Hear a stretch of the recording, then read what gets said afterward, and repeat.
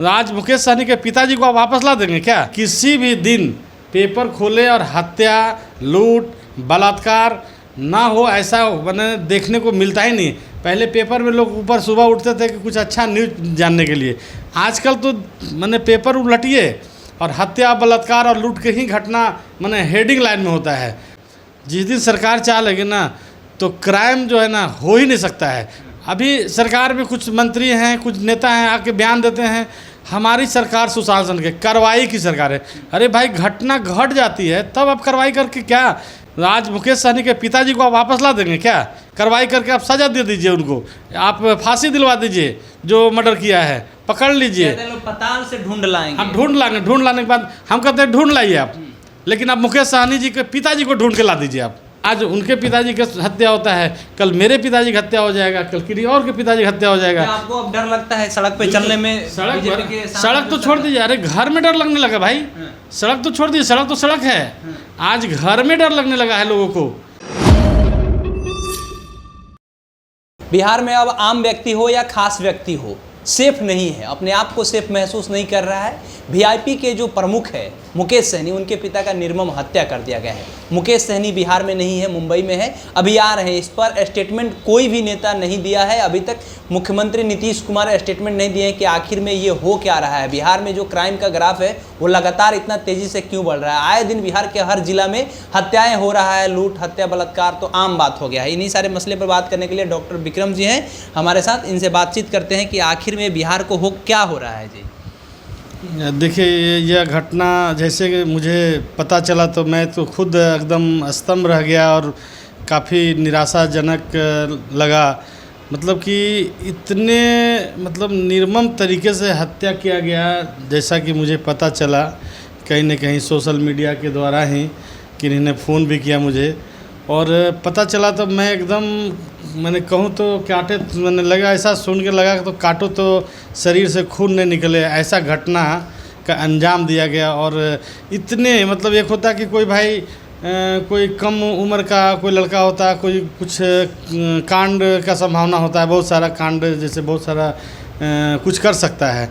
लेकिन जो व्यक्ति वृद्ध व्यक्ति है, जिनका उम्र लगभग 65 से 70 साल है और बिहार के एक राजनीति में एक हस्ती रखते हैं, ऐसे व्यक्ति के पिता का अगर बिहार में आज के डेट में निर्मम हत्या कर दी जाती है और सरकार जो है, सरकार में जो मंत्री है, अभी हम एक बयान सुन रहे थे, जो केंद्र में मंत्री है गिरिराज सिंह, वो बोले कि घटना सुनकर मुझे थोड़ा दुखी हो रहा हूँ। अरे भाई, मैंने सिर्फ आपको थोड़ा दुख हो रहा है, मैंने आपको बोलने में भी कुछ नहीं लग रहा है, एक मामूली सा मैंने बयान दे रहे हैं, लग रहा है कि कि लगता है किसी एक जानवर या किसी पशु का हत्या हो गया या ट्रक के नीचे दब गया, ऐसे आप अफसोस कर रहे हैं। आप एक केंद्र में मंत्री हैं, अब बड़े नेता हैं बिहार के, और केंद्र सरकार में आप आज के डेट में बिहार के बड़े नेताओं में से आपका चर्चा है और नाम है, और ऐसे तो आप बयान देने में माहिर हैं, आपको कौन नहीं जानता है, आपका बयान से आपको जाना जाता है। लेकिन इतनी बड़ी हत्या हो जाती है और आप एक मामूली सा शोक संदेश देकर और आप बयान देकर निकल जाते हैं। वो लोग लगातार कहते रहते हैं कि बिहार में 2005 से पहले क्या था, लालू जी का जब राज था, कहता था लोग कि वो जंगल राज था। क्या आपको ये लग रहा है कि 2005 के बाद से जो क्राइम का ग्राफ है वो ज़्यादा बढ़ा है या पहले ही ग्राफ ज़्यादा? देखिए, 5 से पहले हमें बहुत ज़्यादा नॉलेज नहीं थी, क्योंकि मैं बहुत ज़्यादा जानकार नहीं था।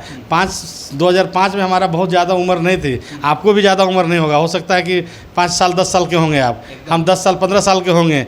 लेकिन सवाल आज की घटना की बात करें, कल कोई ऐसा दिन नहीं है जिस दिन आप पेपर उठा के देख लें और हत्या ना हो।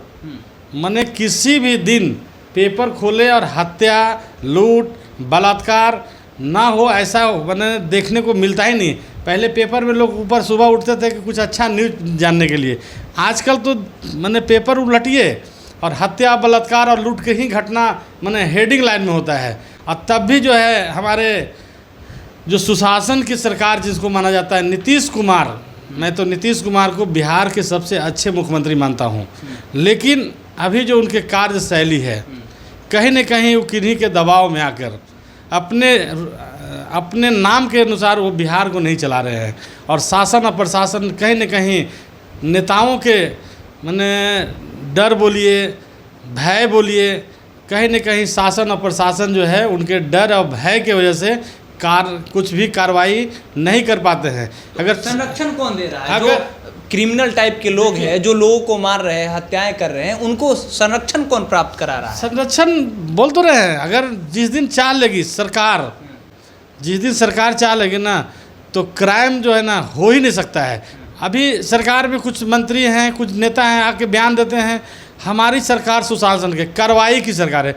अरे भाई, घटना घट जाती है तब आप कार्रवाई करके क्या आज मुकेश सहनी के पिताजी को आप वापस ला देंगे क्या?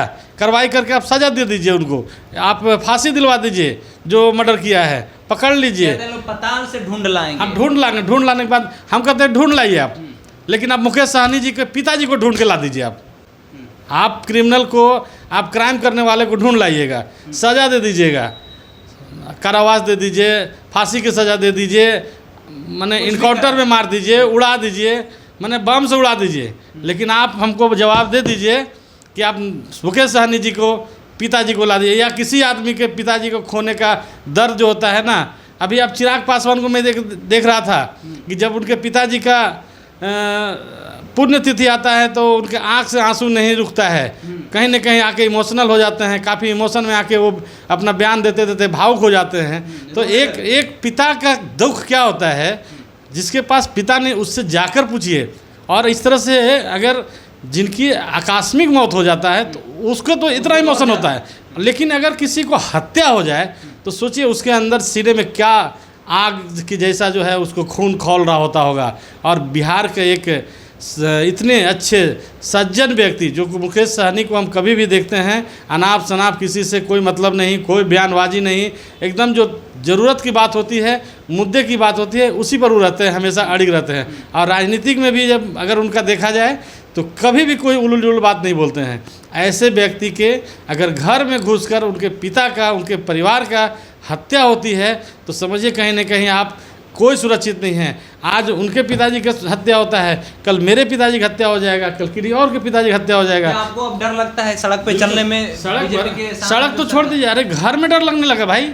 सड़क तो छोड़ दीजिए, सड़क तो सड़क है, आज घर में डर लगने लगा है लोगों को कि जिस तरह से क्राइम का ग्राफ बढ़ते जा रहा है।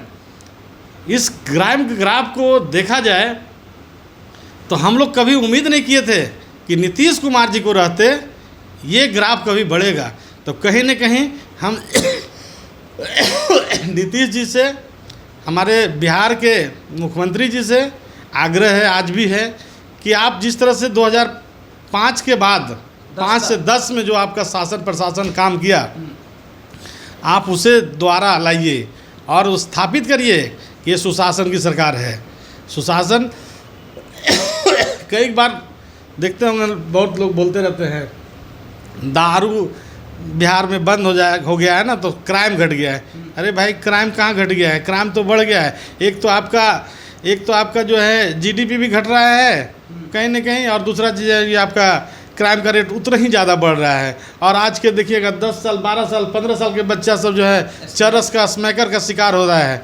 ठीक ना, कम से कम दारू से तो कम नुकसान था। कम से कम दारू तो कुछ एक मैंने लिमिट होता था, कम से कम चुपचाप, घर में कोई देखता भी नहीं था, परिवार से डरता था।